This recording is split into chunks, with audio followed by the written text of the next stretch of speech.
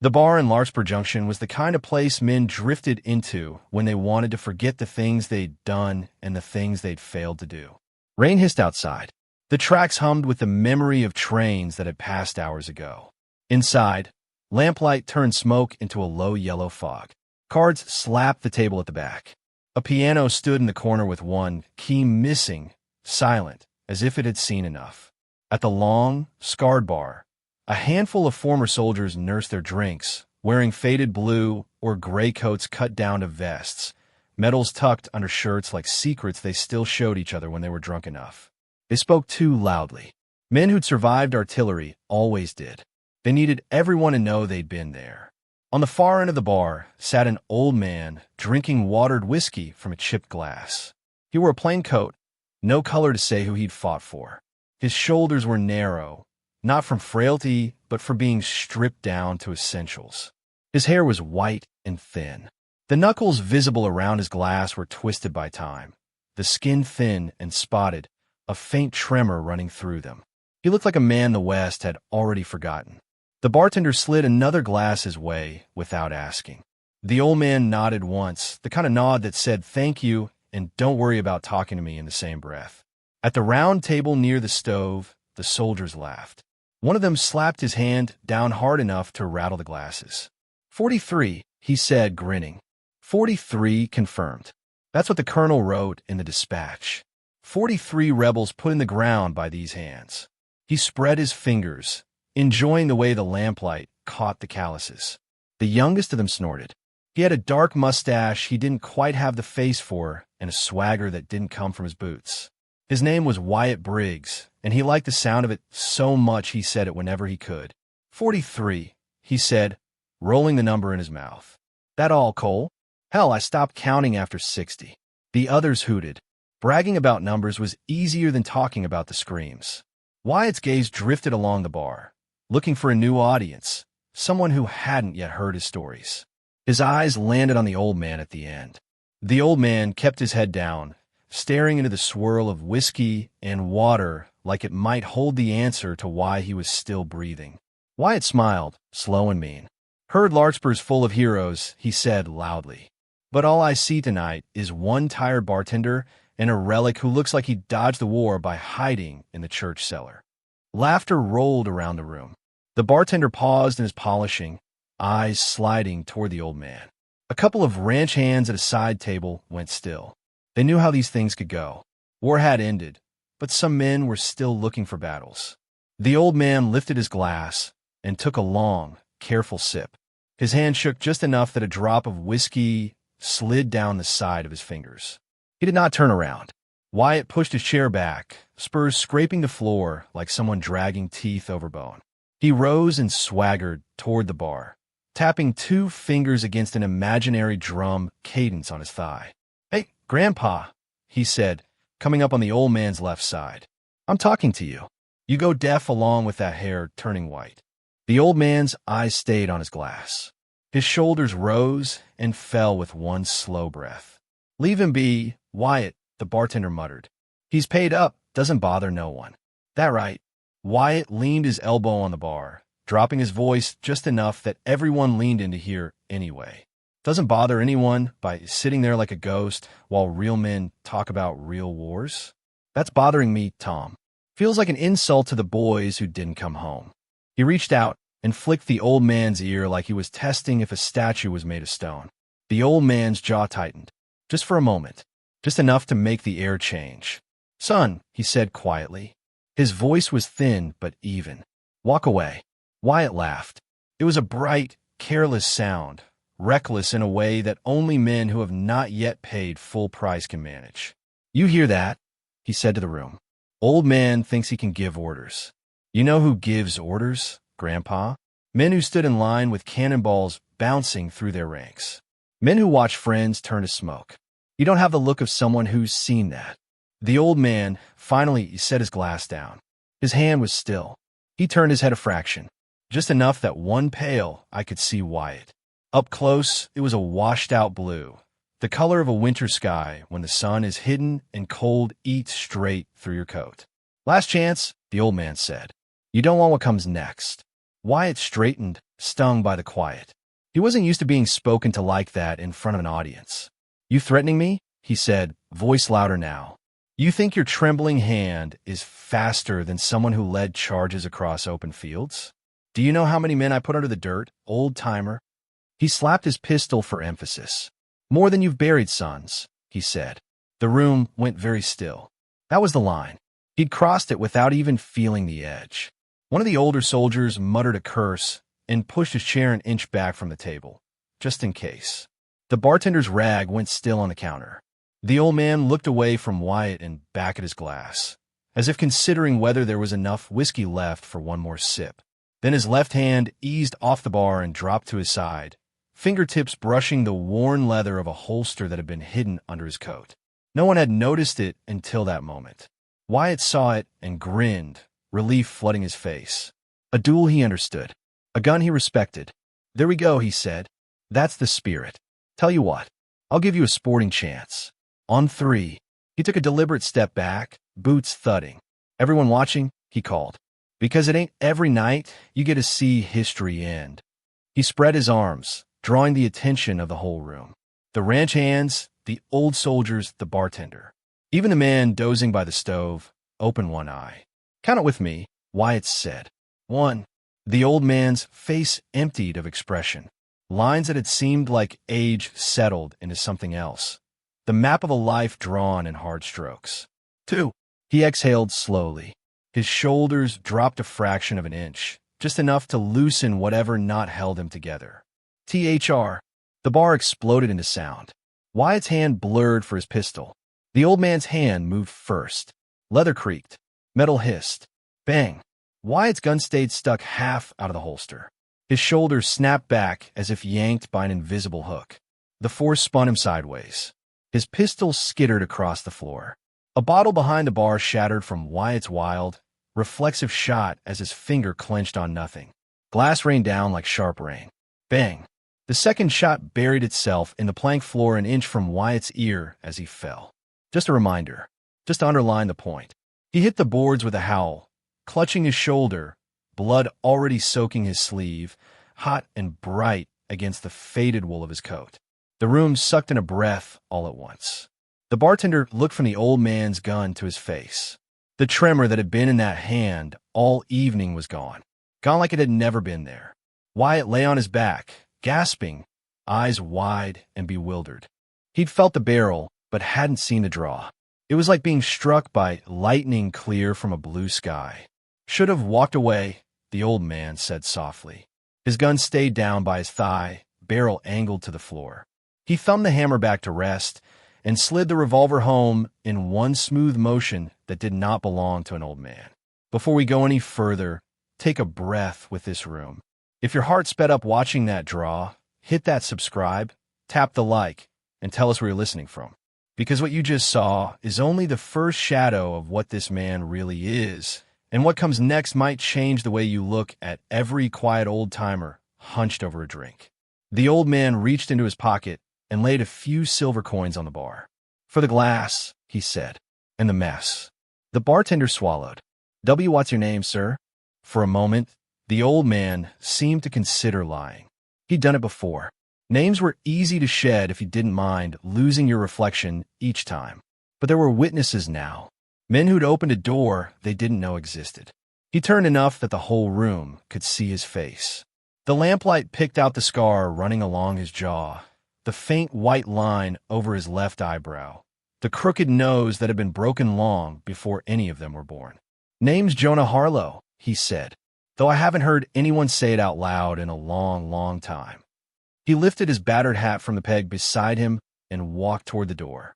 The wood groaned under his boots like it remembered the weight.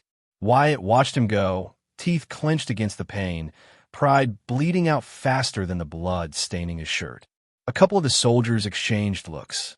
One of them, an older man with a thick gray beard, went pale beneath his whiskers. "Jonah Harlow," he whispered. "Sweet Lord, I thought he was a story." Ray met Jonah on the porch, cold and clean. He stepped into it without flinching, letting it soak into his coat as he crossed the street to the livery. Behind him, the bar erupted in low, urgent murmurs. They talked about the war. Not the one they'd fought. The one Jonah had. Some said he'd ridden with the scouts on every major campaign. Others swore he'd never worn a uniform, that he'd been something worse. A free piece on the board, hired to do the work official reports didn't write down. They said he'd taken contracts from both sides when the cause didn't matter as much as the outcome. They said generals whispered his name when plans went wrong, hoping he was on their side that week. They said a regiment could claim 100 kills in a season. Jonah Harlow had passed that in a month. No one knew where he'd gone when the cannons fell silent. One night his name was in every campfire story along the frontier. The next, it was gone like someone had cut it out of the world. Now he was sitting at their bar, putting a bullet into a younger man before he could finish saying 3. He rode out of Larkspur Junction before dawn. Rain had turned to mist crawling low over the ground, clinging to his boots, his horse's legs.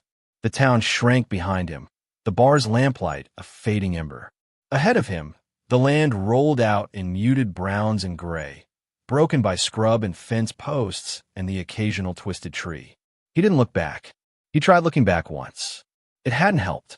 By mid-morning, he reached open country where the grass grew taller and the sky felt wider. He stopped for a few minutes under a lone cottonwood, letting the horse drink from a narrow stream. His breath fogged in front of him. He flexed his hands slowly, watching the tremor creep back into the fingers that had been rock steady hours earlier. Adrenaline took it away. Quiet brought it back. He slept that night in the loft of a half-abandoned barn just outside Morrow Creek, listening to the wind rattle the loose boards and the distant cough of someone with a bad chest in the farmhouse. In the morning, he walked into town for breakfast. Morrow Creek was smaller than Larkspur, but the eyes were the same. Men with a 1,000-yard stare sitting on porches pretending to read newspapers. Women carrying water and grief in equal measure. He chose the boarding house on the corner. The sign out front still said Runes and Meals, but one of the letters had fallen off, turning meals into Mea-s. It felt about right. Inside, a woman with tired eyes and a flour-streaked apron served him eggs and stale bread. He ate slowly, chewing each bite as if he was deciding whether to keep going. Halfway through his plate, the door opened behind him. Boots. Heavy. Confident. The kind of walk from a man who'd spent most of his life moving toward trouble, not away from it. Jonah didn't turn. The eggs were easier to look at. The boots stopped just behind his chair. Didn't believe it when I heard, a rough voice said. Thought somebody was spinning tales to sell drinks. But then I see you're back, and something in me remembers. A chair scraped. The man sat down across from Jonah without asking permission. Jonah set down his fork. I'm just passing through, he said. Not looking for anything. That's the difference between you and me. The stranger leaned in. He was big, with shoulders like a bull and a scar that climbed from his collar up to the corner of his eye, warping the lid. I've been looking for you for 20 years. Jonah's gaze lifted. Up close, the man's face shifted into something he recognized. Younger features stretched across more flesh. Different haircut. Same eyes. Eyes that had watched someone die. What do they call you now? Jonah asked. Name's Victor Hale, the man said. But you'd know my father. Marcus Hale. You shot him in the back of the head behind a supply tent outside Mill River in '64. The room tilted for a moment. The air thinned. Jonah reached for his glass of coffee and didn't quite make it. He saw it then. A boy in the shadow of the tent that night. A quick movement at the edge of his vision as he pulled the trigger.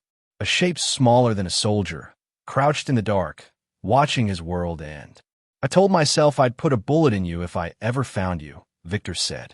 Swore it on the shallow grave they threw him in. You remember him? Yes, Jonah said. The word cost more than the eggs. He was going to blow up a field hospital, with wounded boys still on the cots. North and south both. My father was a soldier, Victor hissed. He followed orders. So did I, Jonah replied. He held Victor's gaze, letting the man see everything there. No bluff, no flinch. Sometimes orders meant stopping men like him before they lit a fuse. Victor's hand slid toward his gun. The room held its breath. The woman at the counter froze, fingers white around a coffee pot. Don't, Jonah said. It wasn't a threat. It was a statement. A weather report. The sky will rain. The river will flood. If you draw that gun, you will die. Victor felt it. He saw, in that steady, winter blue stare, the same look he remembered from the tent. The moment before the shot. The certainty. The acceptance. Not his own death, but of what needed to be done. His fingers stopped on the worn leather of his holster. I spent 2 decades chasing your shadow, Victor said, voice suddenly tired. Every rumor, every whisper, every story of an old gunman passing through. 2 decades where I could have been building something instead. A ranch, a family, anything. He looked down at his hands. Big, scarred, empty. What did it get me? He asked. Nothing, Jonas said. But you still got time to change that. He doesn't. Victor's jaw clenched. The line in his cheek jumped. Slowly, his hand came away from the gun.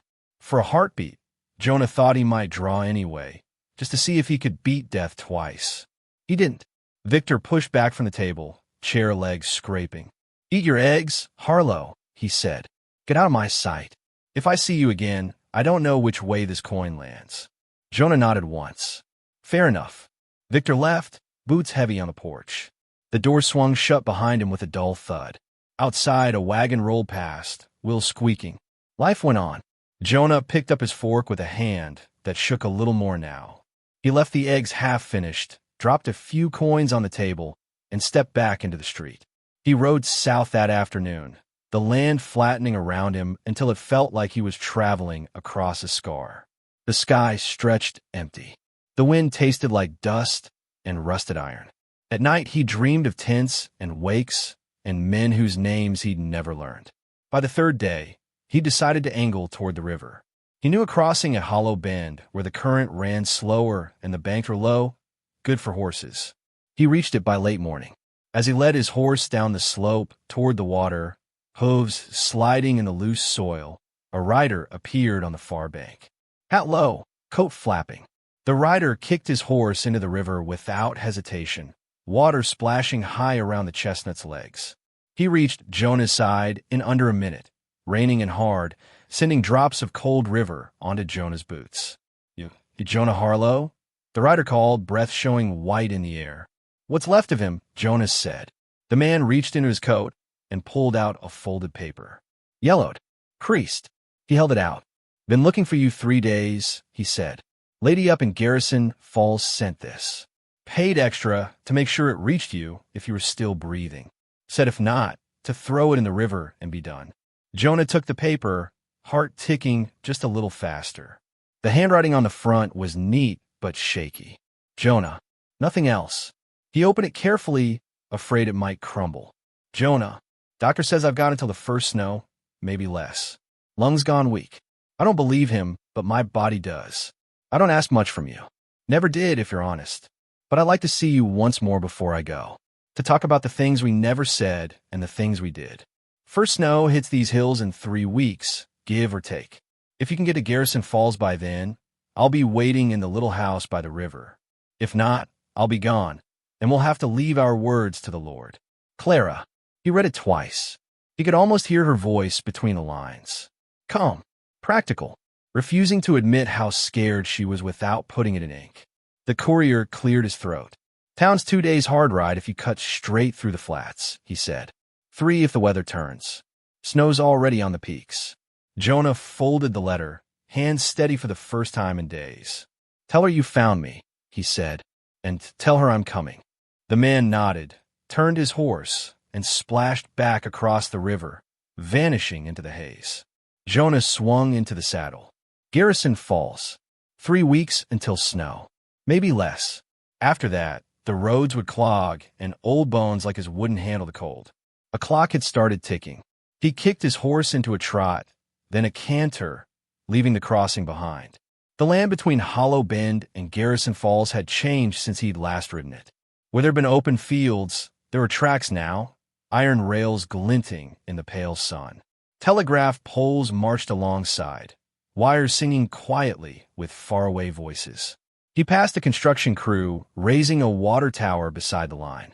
Men in overalls swarmed over timber, hammering and shouting, building a future that didn't need men like him.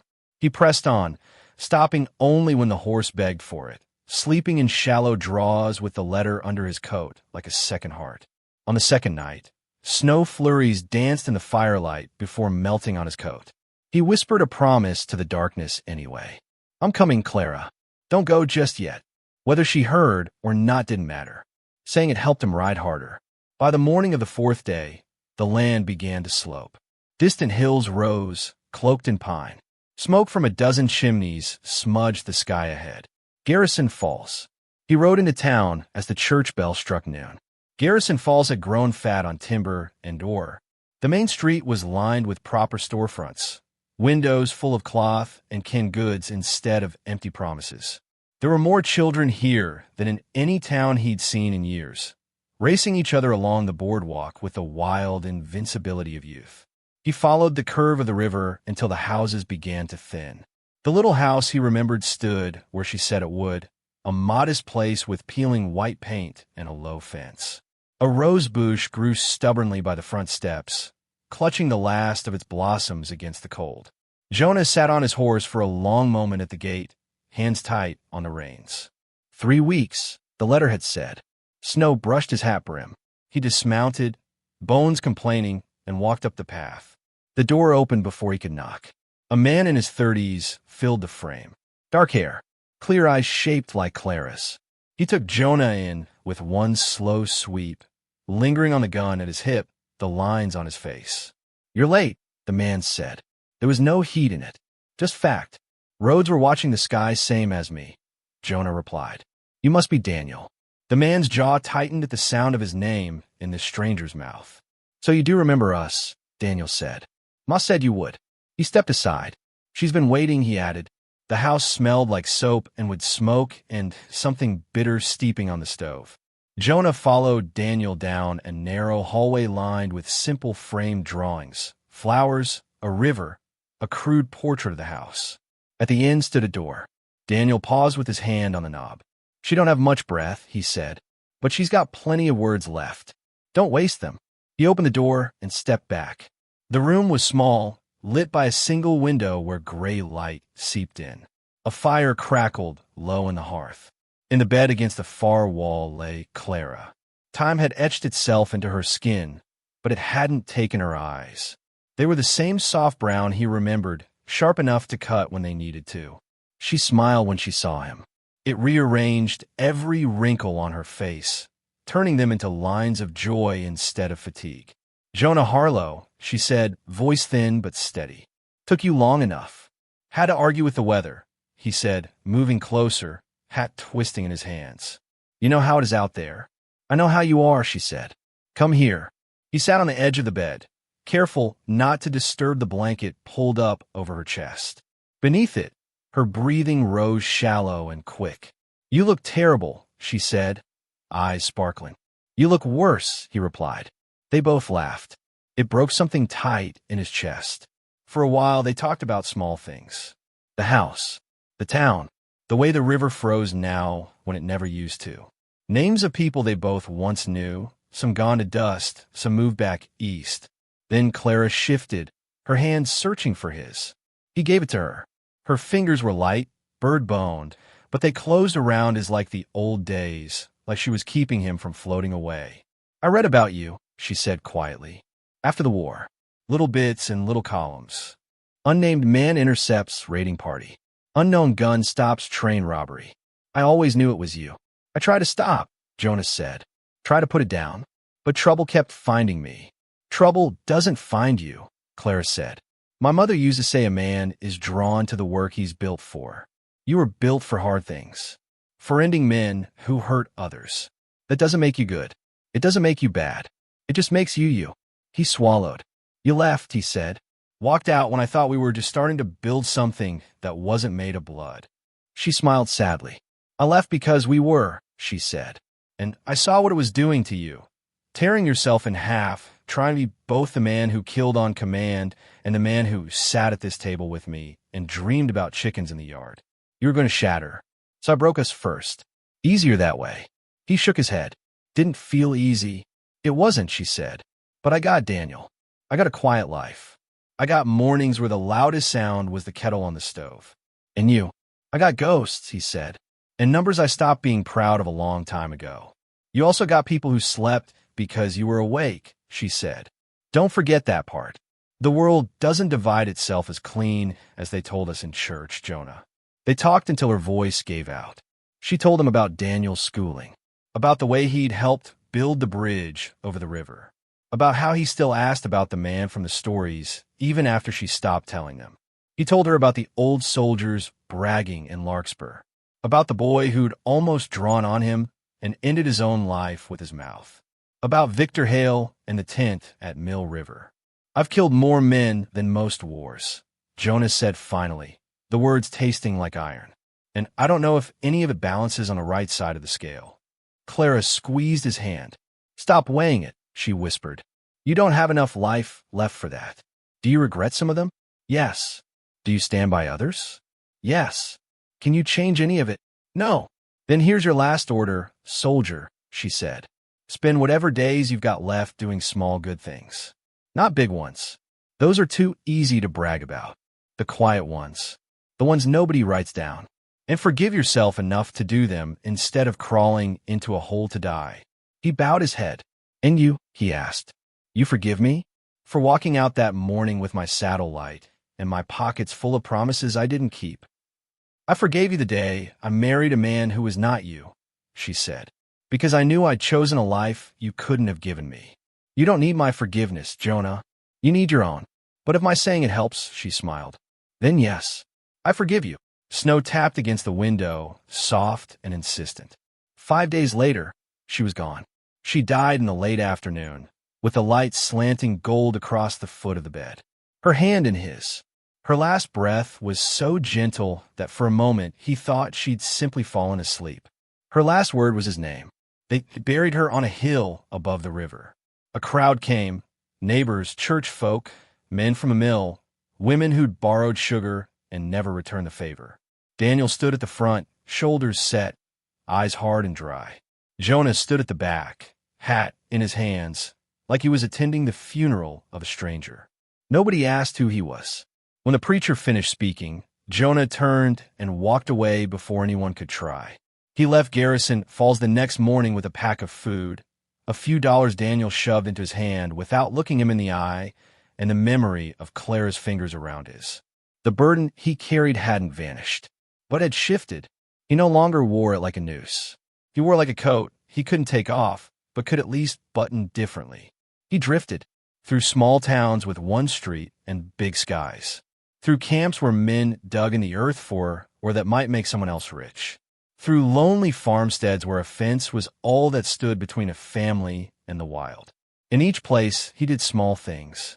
He fixed a broken wagon wheel for a woman whose husband had died in the war, then disappeared before she could press payment into his hands. He sat with a young veteran outside a tent where the man shook and sobbed at noises only he could hear, saying nothing, just sharing the silence until the trembling eased.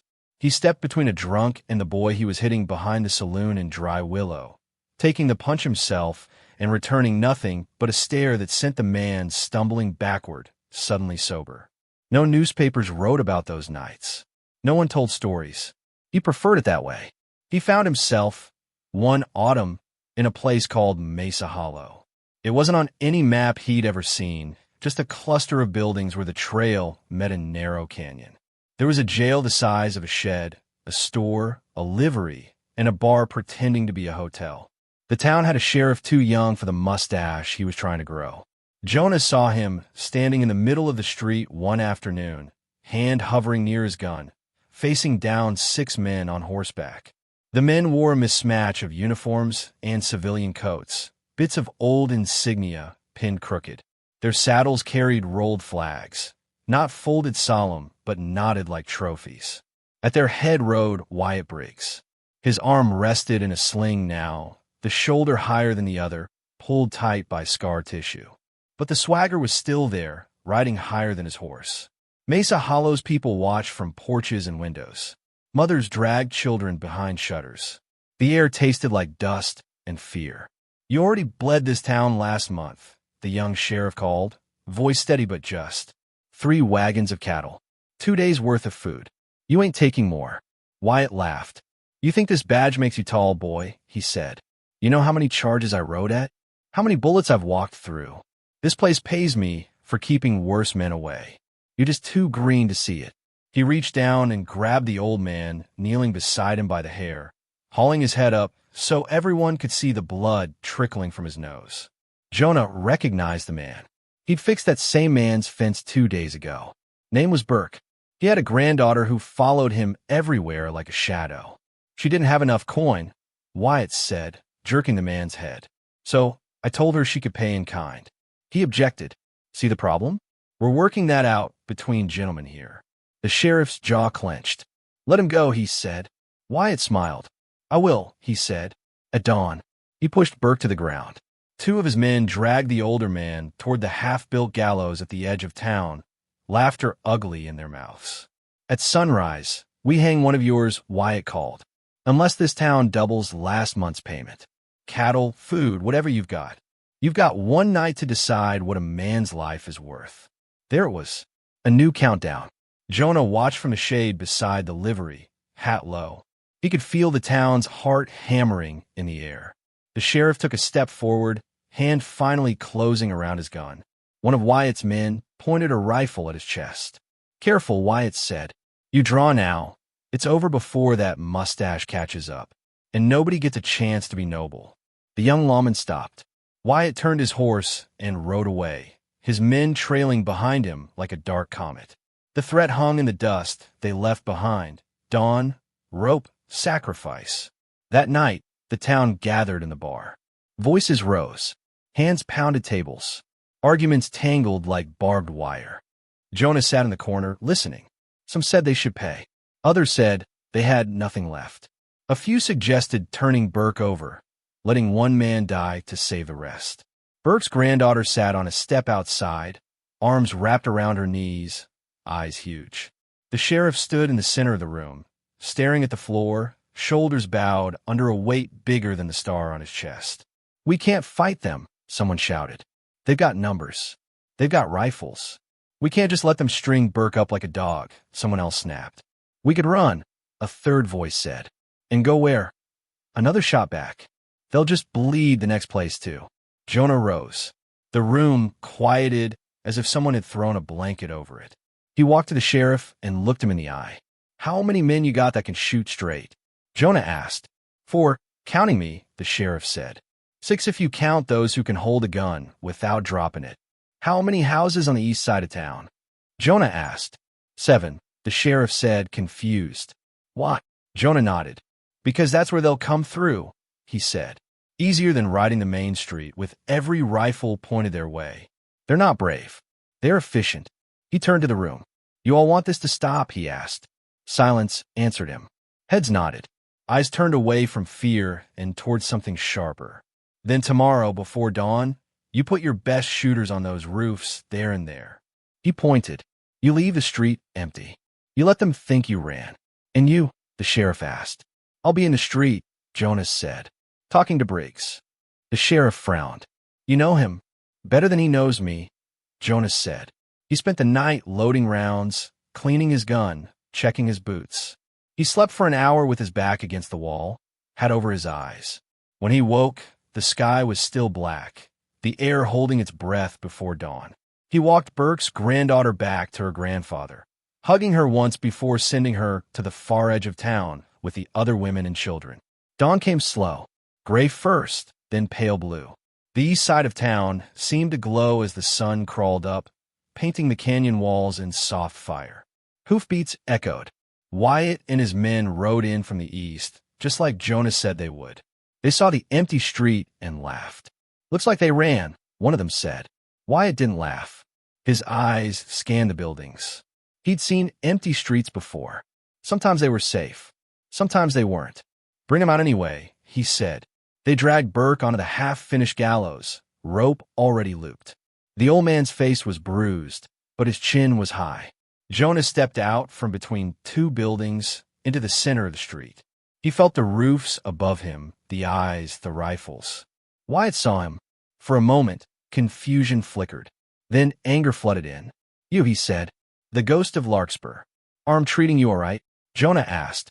"I was aiming to keep it," Wyatt's hand twitched near his gun. You shot me in front of half that town, he said. Made me look weak. Lost contracts because of you. Men stopped listening. And now you make them bleed towns instead, Jonas said. How many lives you hanging around your neck these days, Briggs? More or less than the war gave you. Wyatt sneered. Still less than you from what I hear, he said. But I'm catching up. He nodded at Burke. This ain't about you, old man, he said. Step aside. You get to ride off again. Live to haunt another bar. Jonah shook his head. Can't do that, he said.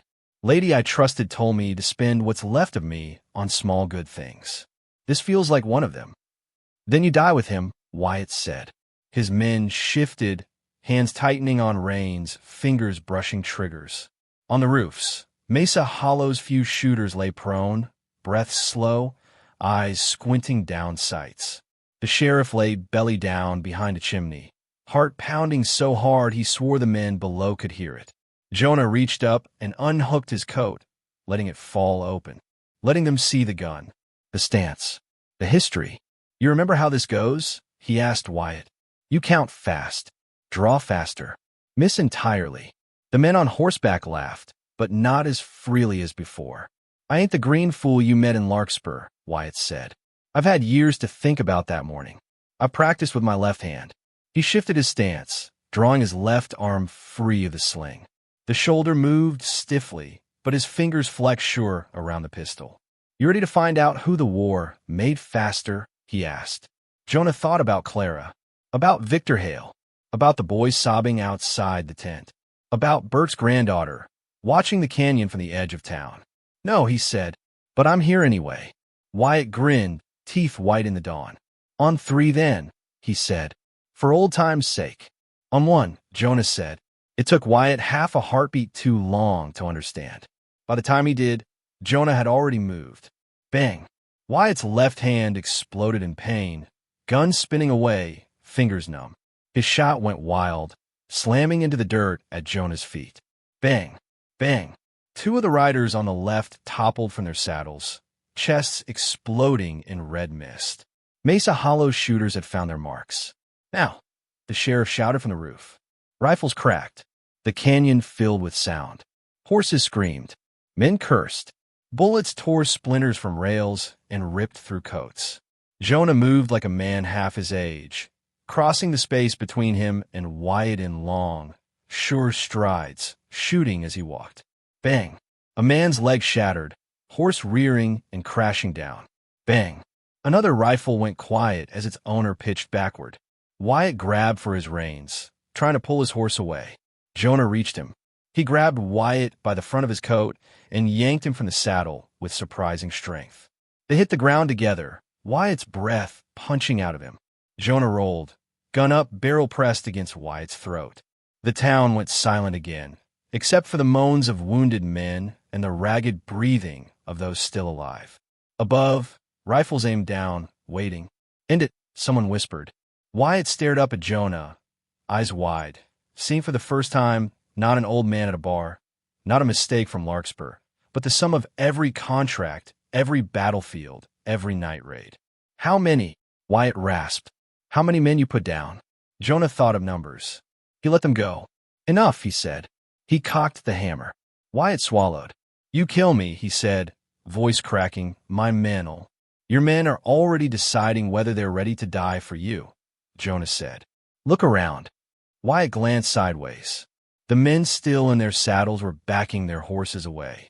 Slowly, carefully, not wanting to draw a bullet, not wanting to ride forward either. Loyalty had died in the dust with the first volley. Jonah saw the realization hit Wyatt. The pride, the isolation, the knowledge that when it came down to it, he was just another loudmouth who'd mistaken fear for respect. You gonna hang Burke? Jonah asked. If I let you walk out of this? No, Wyatt whispered. You gonna ride out of this valley and not come back? Yes. You gonna keep bleeding towns that can't push back? Wyatt hesitated. Jonah pressed the barrel harder into his throat. No, Wyatt croaked. No, I'll stop. Jonah believed him. Not because Wyatt had suddenly become a better man, but because something in his face had broken that wouldn't heal right again. He lowered the gun. You ride north, he said. You tell any man you meet who thinks he's hard because he's killed in a war that there's always someone quieter with a longer shadow. You tell him about today, about how fast you thought you were, and how wrong you were. And if I hear your name again in a bad way, I'll finish what I started in Larkspur. Wyatt nodded so fast it looked like he might snap his own neck. Jonah stood. Untie him, he called, nodding at Burke. Two men rushed to cut the rope from around the old man's neck. Wyatt scrambled to his feet, cradling his ruined hand, and staggered to his horse. He mounted clumsily, one-handed, and turned north without looking back. His remaining men followed. It wasn't a clean victory. 2 townsfolk lay dead. 3 more groaned on the ground, bleeding from arms, legs, shoulders. But Burke lived. The gallows stood empty in the sunrise. The sheriff walked up to Jonah, boots crunching on spent shells. I don't know who you are, he said, voice hoarse. But thank you. Jonah looked at him. He saw himself younger. More angles. Less weight. The same stubborn streak. It's your town, Jonas said. Next time, try and fix it before men like me have to show up. The sheriff flushed. I'll do better, he said. I hope you do, Jonah replied. He left Mesa hollow that afternoon. Years peeled away like old posters from a wall. His hair thinned more. His hands shook in the mornings, no matter how he held them. His heart skipped beats like it was tired of the rhythm. In a little nameless settlement at the edge of a dying river, he found a cabin half fallen into itself. He fixed the roof with slow care, repaired the door, mended the windows, bought a rocking chair from a man whose wife wanted a newer one. The locals called him Old Joe because he didn't offer a full name and they didn't push. He fixed hinges, sharpened tools, watched children while their parents hauled water. He sat on the porch every evening, watching the sun turn the desert into a band of gold and rust. It might have ended there, quietly, without echoes. One evening, as the sky burned orange, a rider came down the dusty track toward the cabin. Jonah shaded his eyes. The man on the horse dismounted stiffly, favoring his left leg. He had a scar at his shoulder that pulled his coat crooked. His face was older, filled out, but the eyes were the same sharp trouble from Larkspur Junction. Wyatt Briggs took off his hat and held it in front of him. I've been looking for you, he said. Jonah's hand twitched toward his gun out of habit. Wyatt raised his free hand, palm out. Not for that, he said. For this. He nodded at the spare chair on the porch. May I? Jonah thought about sending him away. Then he thought about Clara giving orders from bed. He nodded. Wyatt sat slowly, wincing as his leg bent. I still feel that bullet on cold mornings, he said, almost conversational. The one from Larkspur. Shoulder aches like the devil. And this, he held up his left hand. 2 fingers were gone, the others stiff.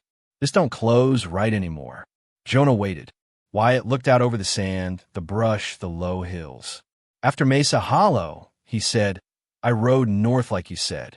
Spent a lot of nights thinking about the way your gun fell on my throat.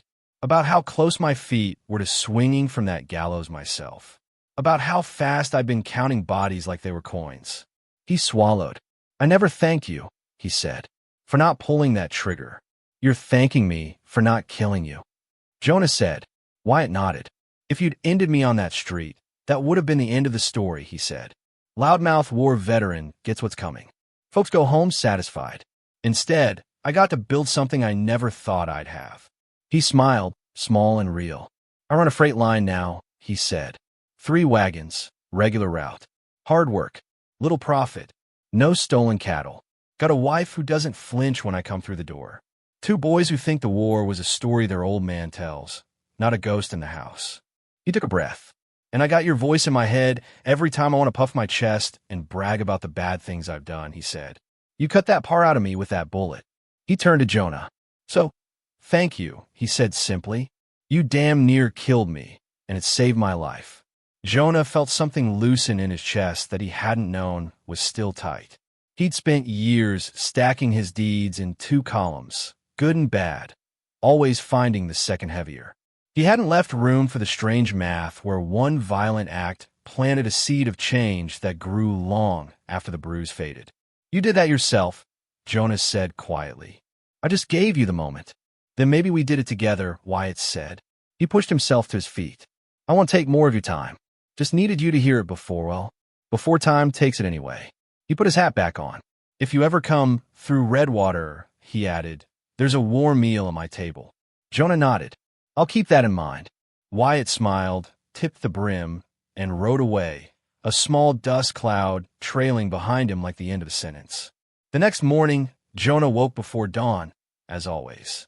His heart stumbled in his chest, then raced to catch up. It did that more often now. This time, it didn't quite find the old rhythm again. He sat on the edge of the bed, breathing slow, waiting for the pounding to even out. It didn't. He knew what that meant. Fear never crossed his face. Fear was for men with a long road ahead. His trail had been getting shorter for years. He stood, pulled on his coat, and walked out to the porch. The horizon was a thin line of purple turning blue. The first edge of the sun peered over the hills, spilling light across the sand, turning every rough stone briefly beautiful. He sat in the rocking chair and folded his hands in his lap.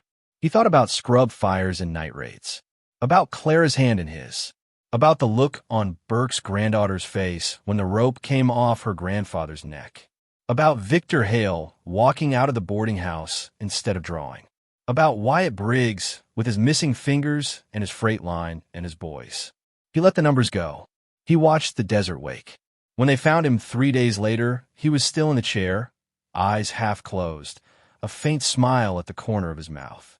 The wind had lifted dust onto his boots. A small lizard basked on the railing, unbothered by his stillness.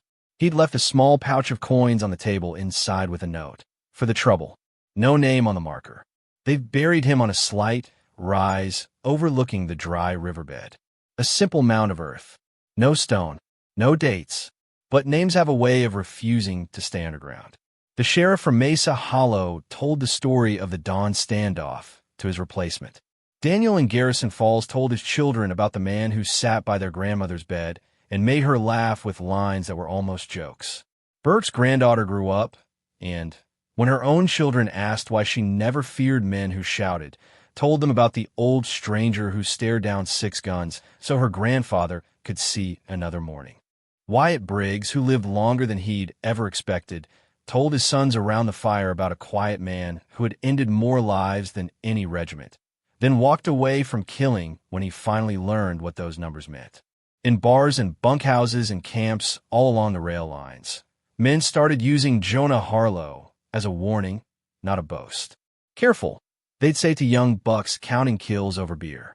A war don't make you the deadliest man in the room. Sometimes it just makes you loud. The ones you need to worry about are the old men who don't talk about numbers at all. So if you ever find yourself in a bar, listening to someone brag about how many they've put in the ground, remember the quiet ones in the corners. Remember the towns that nearly lost everything because nobody stood up until an old hand did.